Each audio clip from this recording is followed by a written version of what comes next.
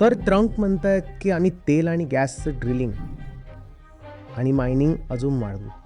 या त्या गोष्टी आहेत ज्यांना आधीच्या सरकारांनी, विशेषतः जो बायडन सरकारनं रोखलं होतं, कारण तीच समजूतदारपणाची गोष्ट होती.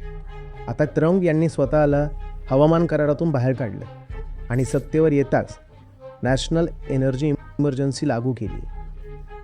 याचा अर्थ असा आहे की देशात ऊर्जेची मोठी टंचाई आहे आणि हे एक वास्तव आहे की अमेरिकेकडे जगातील सर्वात जास्त जीवाश्म इंधनाचे साठे आहेत. पण जेव्हा तुम्ही हे जीवाश्म इंधन जाळता तेव्हा त्यातून कार्बन डायऑक्साईड बाहेर पडतो आणि त्यामुळे जग विनाशाच्या उंबरठ्यावर येऊन उभं राहिलं आहे. तरी ते म्हणतायत की जीवाश्म इंधनाच्या उत्सर्जनावर आम्ही जी बंधनं घातली होती ती आम्ही हटवत आहोत. तेल काढा. ते म्हणतायत की आम्ही आर्क्टिकमध्ये जाऊन करू, म्हणजे अलास्कामध्ये जाऊन ड्रिलिंग करू आणि तिथूनही तेल काढू. वास्तविक पाहता तो पर्यावरणाच्या दृष्टीने अत्यंत संवेदनशील भाग आहे.